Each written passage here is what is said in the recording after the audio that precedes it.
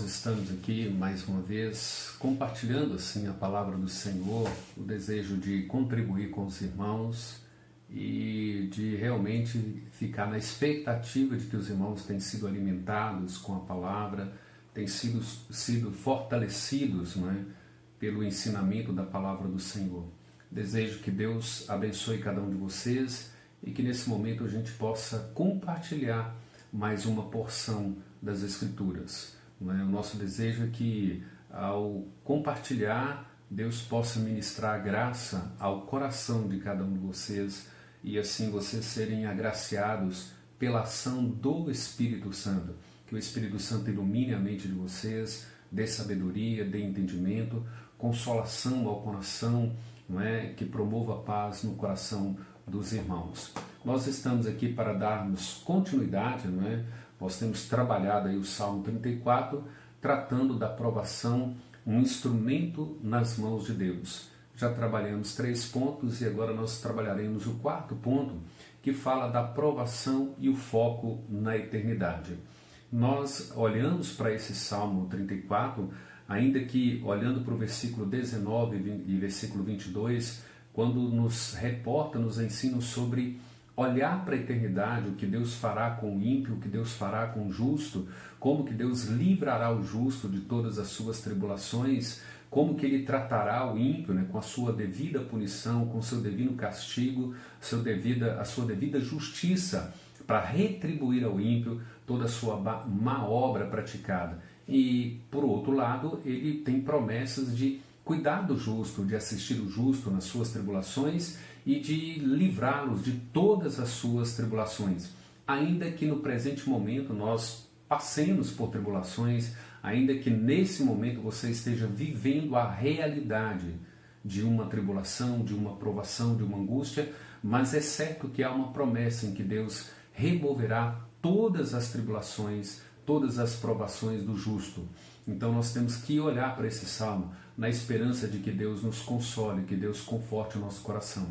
2 Coríntios 4, do versículo 16 a 18, o apóstolo Paulo nos ensina ali a respeito de, ainda que o nosso homem exterior esteja se corrompendo por causa das provações, por causa das tribulações, ele diz que o nosso homem interior se renova a cada dia, a cada novo amanhecer pelas misericórdias de Deus.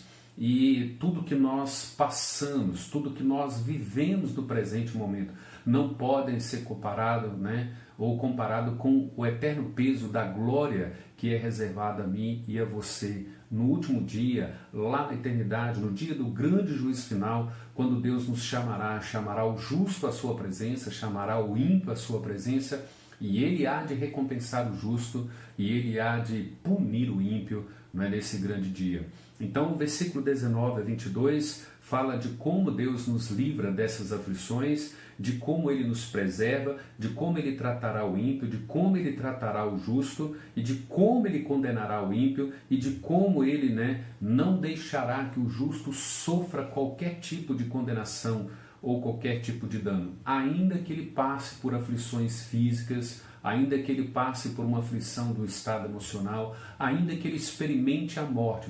Aquele que se refugia em Deus tem uma eternidade reservada para ele. Conforme 1 Pedro 5, fala 1 Pedro, primeiro capítulo, a partir do versículo 3 ao versículo 5, quando fala dessa bênção de Deus de nos regenerar para uma viva esperança e que nós somos guardados pelo poder de Deus. Então vejam bem, olhando para o Salmo 34 e pensando assim, provação, nós precisamos passar pela provação focados na eternidade. Olhando para esse texto, tentando entender como Deus está dizendo o que Ele fará com o ímpio, o que Ele fará com o justo, como que Ele cuidará de nós em meio às provações. Você pode ver aí a certeza de Davi, o cuidado que Deus tem para com ele, o testemunho de fé que ele dá a respeito de Deus, de conhecer Deus, de descansar em Deus, de se refugiar em Deus. Vejam bem, nós precisamos estar atentos, irmãos, que Deus tem uma advertência para o homem. Ele diz assim, Atos 17, 30, 31, ele diz assim, Deus não levou em conta o tempo da ignorância. Agora, porém, ele notifica que a todos os homens se arrependam. Por quê? Porque ele estabeleceu um dia em que há de julgar o mundo com justiça, por meio de Jesus Cristo, aquele que morreu na cruz por nós. Então ele está dizendo, olha, olhe para a eternidade, olhe o que Cristo fará com o ímpio.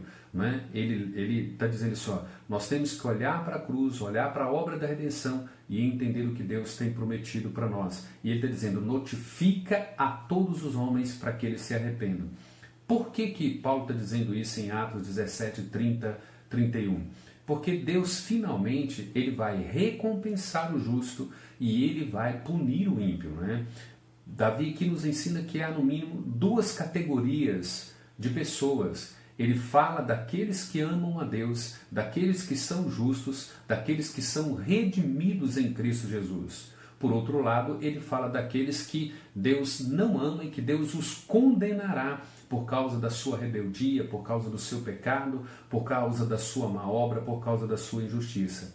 E isso deveria trazer uma certa segurança, uma certa estabilidade daquilo que Deus tem para mim e daquilo que Deus tem para você. Ele está dizendo assim, olha, muitas são as aflições do justo, mas o Senhor de todas o livra. Embora você viva no presente momento passando por tribulação, angústia ou qualquer aflição, Isaías 53 nos dá uma promessa, uma garantia de que Cristo tomou sobre ele todas essas coisas. Na garantia de que, lá na eternidade, todas essas coisas serão removidas da nossa vida. Lá na eternidade, no novo céu e na nova terra, nós seremos recompensados por Deus. O versículo 22 diz assim, dos que nele confiam, nenhum será condenado. Daqueles que refugiam em Deus, em Cristo Jesus. Nós temos essa esperança, nós temos essa expectativa. Vejam bem, Paulo, em 1 Coríntios 15, 19, diz assim, se a nossa esperança de vida se limita apenas a essa terra, nós somos os mais infelizes de todos os homens. Paulo diz assim, nós temos que aprender a olhar para a eternidade. Nós não podemos ficar focados na provação, na tribulação, não é? Numa cosmovisão humana, terrena. Nós precisamos aprender com Isaías 53, com 1 Coríntios 19, com 2 Coríntios 4, 16 e 18, Apocalipse capítulo 21 e 22, a criar uma cosmovisão bíblica, não é? A olhar para a Escritura e entender a eternidade, o que Deus tem reservado para mim e para você. E isso nos traz consolo, e isso nos traz conforto, né? Para que nesse momento nós possamos passar por essas provações e tribulações, descansando em Deus, entregando o nosso caminho ao Senhor, né? Nos refugiando nesse próprio Deus. O Salmo 34, versículos 1 e 2 diz, olha, bendirei o Senhor em todo o tempo, o seu louvor estará sempre nos meus lábios, gloriar-se-á no Senhor a minha alma, os humildes ouvirão e se alegrarão. Engrandecei o Senhor comigo, e todos a uma lhe exaltemos o nome. Busquei o Senhor, e ele me acolheu, e livrou-me de todos os seus temores.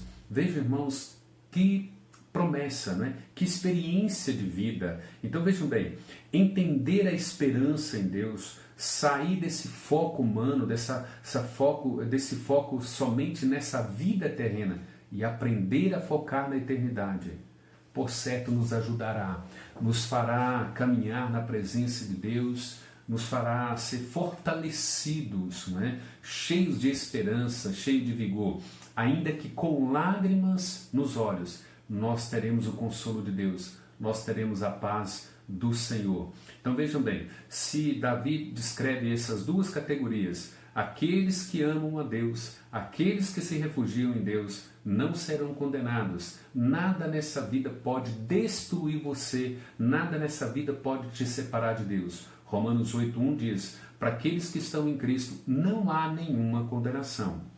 Para aqueles que estão em Cristo, nada, absolutamente nada, pode nos separar do amor de Deus em Cristo Jesus, conforme Romanos 8:39. Então vejam bem, certifique-se, né? Questione o seu coração. Você já se certificou de que você se refugia tão somente e unicamente em Cristo? Pense nisso. Qual que é o seu amparo? Qual que é a sua segurança? Davi é muito claro aqui do versículo 19 ao 22. Ele fala do justo. Somente o justo. Justo não é aquele que é a melhor pessoa da terra. Justo não é aquela pessoa que faz boas obras. Justo não é aquela pessoa que leva a cesta básica para alguém. Justo é aquela pessoa que olha para si mesmo e reconhece a sua miséria, o seu estado de pecado e descansa unicamente na obra redentora de Cristo, na pessoa de Cristo. Esse é o justo. Para esse, Cristo vai se revelando na Escritura, Deus vem se revelando na Escritura, nos ensinando, produzindo maturidade em nós, para que nós aprendamos a focar na eternidade, não atentar para as coisas que vemos, mas para aquelas que nós não vemos, porque essas que nós estamos vendo, elas são temporárias, a que nós não vemos, mas que estão nas Escrituras como promessas, elas são eternas, promessas de Deus para a nossa vida. Paulo diz em 2 Coríntios 4, 16 e 18, que ele diz que a nossa leve e momentânea tribulação, ela produz um eterno peso de glória.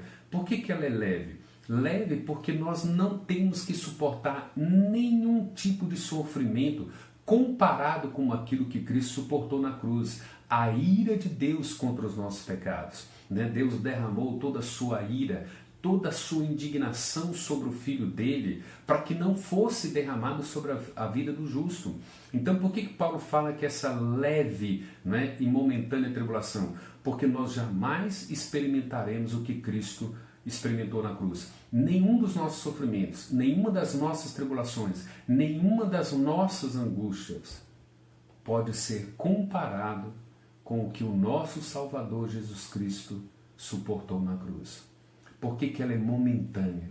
Porque ainda, irmãos, que nós soframos nessa terra um dia, 2 dias, meses, anos, 100 anos, 200 anos. Nenhum desses sofrimentos vai durar eternamente. Ele diz, isso é momentâneo, comparado com uma eternidade que Deus tem prometido a mim e a você. Veja, olha, Deus em Apocalipse 21 e 22, ele nos traz promessa de eternidade. Há um novo céu, há uma nova terra, onde ele nos levará para habitar. Vejam bem, ele diz assim, nesse novo céu, nessa nova terra, nessa eternidade, eu estarei convosco, eu enxugarei dos seus olhos toda lágrima. Não haverá pranto, não haverá luto, não haverá dor, não haverá pecado, não haverá maldição. Deus estará conosco, Deus estará juntamente com você e comigo. Mas observe, Davi faz essa descrição dessa categoria de pessoas. Aqueles que são justos são aqueles que amam a Deus porque reconheceram a sua miséria e confessaram a Jesus como Senhor e Salvador. E aqueles que rejeitam a Cristo como Senhor e Salvador da vida, o único Senhor e Salvador, eles serão amaldiçoados, eles serão condenados no último dia. Conforme o versículo 21, o infortúnio matará o ímpio e os que odeiam o justo serão condenados. Mas aqueles que se refugiam em Deus, não há nada para condená-los, não há nada para separá-los. Então é leve, porque nós jamais suportaremos o peso do sofrimento que Cristo suportou. Nenhuma dor, nenhuma perda nossa, ainda que seja do ente mais querido nosso, jamais pode ser comparado com o que Cristo suportou na cruz. Por que é momentâneo? Ainda que seja 100 anos ou 200 anos de angústia, de tribulação e provação, ele diz isso é momentâneo. Porque o que Deus tem de glória para nós na eternidade não pode ser comparado com tudo que nós possamos experimentar nessa vida. Então, olha, certifique-se de que você é um justo em Cristo Jesus. De que Deus te declarou justo por causa de Cristo Jesus. Todos nós morreremos um dia. Todos nós morreremos um dia. Seja pela pandemia, seja pelo coronavírus, seja por outra enfermidade, seja por um acidente, seja por velhice, seja por qualquer outra coisa. Todos nós morreremos um dia. Mas a grande questão que deve importunar o nosso coração não são as tribulações, não são as angústias, porque Deus diz que Ele cuida. Davi nos ensinou em todo esse salmo. Reveja cada ponto que nós trabalhamos e você vai perceber o cuidado de Deus, o amparo de Deus, a fortaleza de Deus, a experiência que nós temos com Deus. Deus não permitirá. A grande questão é onde você passará a eternidade. Lembra de 1 Coríntios 15, 19? Se a sua esperança se limita apenas a esta vida, você é um dos mais infelizes de todos os homens. É hora de parar e pensar, onde eu passarei a minha eternidade? Os sofrimentos do presente não podem ser comparados com a glória do porvir. O Senhor matará o ímpio, o infortúnio, mas o Senhor resgata a alma dos seus servos, e dos que nele confiam, nenhum será condenado. O Senhor livra o justo de todas as suas tribulações. Então, irmãos, para recapitular, e assim no desejo que Deus nos abençoe, nós estamos falando, no Salmo 34, provação, um instrumento nas mãos de Deus. Primeiro ponto, provação apesar de sermos salvos. A provação não faz acepção de pessoas, de classe social, econômica, intelectual ou qualquer outro tipo. Segundo, a provação é uma didática nas mãos de Deus, é uma didática divina para nos ensinar, para nos corrigir, para condenar, para punir o ímpio, para lapidar o justo, para moldar o justo e formar o justo conforme o seu caráter. Terceiro, provação e um testemunho de fé. A fé, ela é exercida na provação. Então, é na provação, é nesse momento que nós temos a oportunidade de exercer a nossa fé e testificar para o mundo e exibir a glória de Deus, o cuidado paternal de Deus, ainda que passemos por tribulação, temos uma eternidade, uma recompensa guardada, reservada para mim e para você. E por fim, nós temos aqui provação e o foco na eternidade. Não atente para as coisas que nós vemos. Vamos olhar para as Escrituras e tomar as Escrituras como lentes, da cosmovisão de Deus e aprender a olhar para o eterno, do que Deus tem reservado para mim e para você. Meu irmão, o meu desejo é que o Espírito Santo aplique essa palavra ao seu coração, que ele traga consolo à sua vida, que ele te traga esperança, que você hoje experimente um cuidado muito íntimo de Deus no seu coração, que o Espírito Santo traga entendimento, consolo e aplique essa palavra, de modo que você possa ter uma experiência real, pessoal e espiritual com Cristo. Deus o abençoe. Deus te dê mais força e te renove. E renove as suas misericórdias nesta manhã para com você. Deus abençoe. Um abraço a todos. Que Deus assim nos abençoe. E aguardem os próximos estudos para que nós possamos crescer nas Escrituras. Fiquem todos com a paz de Cristo e nós assim desejamos que Deus nos abençoe. Até mais. Um abraço a todos.